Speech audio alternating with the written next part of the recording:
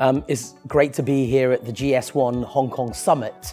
KPMG, together with GS1 Hong Kong, focused on producing a survey with YouGov, looking at the CEO perspective as well as the consumer perspective. We found some very interesting findings. We are now moving towards this omni-business model. Smarter analytics were going to be very important in the future. We know that there is so much data out there, but it's really how you can turn that data into actionable intelligence that's really going to be important in the future. And from a CEO perspective, I think there were some negative feelings about the business prospects here in Hong Kong, but equally, I think a lot of those CEOs also saw, the great potential for the future here in Hong Kong. We heard some of the key takeaways were, of course, about data and the use of smarter data. We heard about the omni-business model. We heard about mobile and how mobile is going to move commerce. And the Facebook client services partner referred to the fact that we use mobiles 80 times per day on average. I also heard a new phrase, and that was that the thumb is key, not the cash. Cash is king.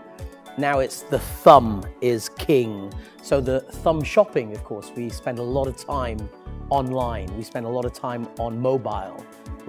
We also heard that trust is a very, very important component, and that consumers really are expecting the consumer product companies and the retailers to ensure that the trust is met. In the future, we need to be very customer-centric. And so customer centricity, really understanding your customers better and more in depth.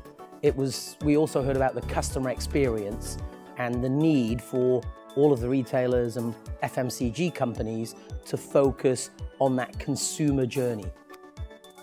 Well, so far the summit has really been very insightful when you bring together a lot of leading speakers. And I think there's a recognition that, e-commerce is going to be a very important component of business in the future. There was a new Economist survey that's just been released talking about those Chinese consumers and how by 2030, you're looking at 480 million upper middle class, high-end consumers in China. That's about 35% of the population. That's compared with 10% today. So if we look at the glass being half empty or half full, I would say we're certainly looking at it being half full and the prospects being good in terms of the long term.